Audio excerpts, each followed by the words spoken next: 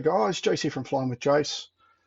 Welcome to our brand new series, the Navigation Basics. The idea of this series, it'll be 20 or so short videos, 3 or 4 minutes long, each one covering one of the very basic things that you need to know to start your navigation training or your navigation flying. The series is aimed at the recreational pilot, not the commercial pilot. However, I'm sure there's plenty to learn for everyone. So let's jump right in with lesson 1. Chapter 1, the difference between true and magnetic north. This is going to become very important to you as you start your navigation training because you're going to be measuring tracks and headings on a map, and they relate to two very different things when you're talking about true and magnetic north. Okay, true north. I want you to think of the globe as we've got it here, with one pole sticking at the top, one pole sticking at the bottom, and spinning around on its axis. If we were to look at that pole there, that would be what we would call true north. That's the point that is the geographical north pole of the Earth. And if we look at our lines of eastings on our wonderful map here, each of these lines here, they're called eastings. Each of these eastings converge in much the same way as these lines on this globe do at that point. So when you take out your Mark 1 plotter and you measure the track between Gayndah and Mundubbera, and you line your plotter up here and you measure a track of say 272, you've measured the track what we call true. So your true track in relation to where those poles stick out of the Earth. Every map is set up the same way and every map lines up with true north. If only it was that simple. Unfortunately, the way the world is built, the magnetic North Pole is not coincident with the geographic North Pole. So your compass, which is what you have in the cockpit, which is what you use for your navigation, will always align north-south with the north magnetic pole. Now this diagram here is brilliant. It shows you if your compass is pointing to the North Pole, it's actually pointing a distance away from the geographic pole. So if you were using this line and you were going, expecting to fly a straight line along this green line here, and you use north, you'd actually be flying that line. Very important thing to note when you want to fly using your magnetic compass. So that's magnetic north. Using this one here, it's saying about 11.5 degrees difference. All right, how much difference is there?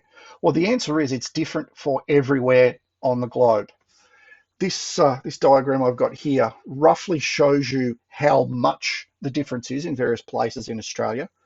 Okay, if you look over here in southeast Queensland, it's around 11 degrees difference between what would be true north and what would be magnetic north. Look up here through Darwin, through the Northern Territory, it's about 4. If we're over here on, I don't know, it's about Esperance, I think the other side of WA, there's nothing. Along this line here, your magnetic and your true north would be the same. As we come over here, we're going 2, 4, 6, 8, and up to 18 as we go away.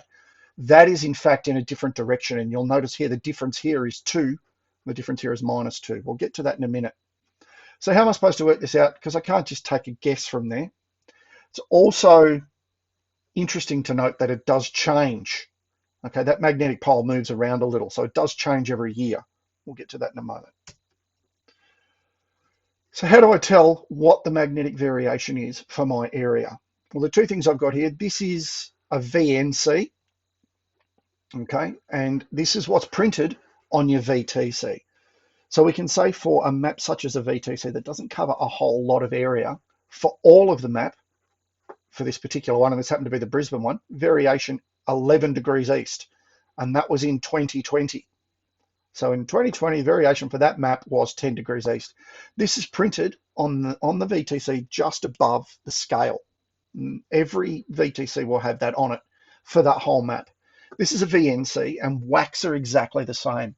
They have these things called isogonals. Big word, an isogonal means a line where everything is the same magnetic variation.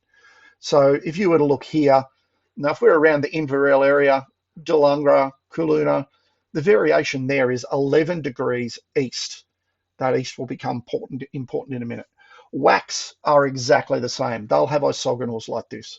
Now, it's up to you if you get a map and it covers a huge area and you're flying between two isogonals, say between 11 and 11 and a half, you can decide what you want to use, but I put it to you, half a degree in magnetic navigation. You're doing better than me if half a degree makes a difference to you.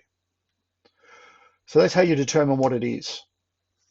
How do I apply it to my flight planning? A really, really simple mnemonic that I was taught: variation east, magnetic least. So if, as was the case here, the variation is east, then the magnetic figure that you're going to come up with will be least.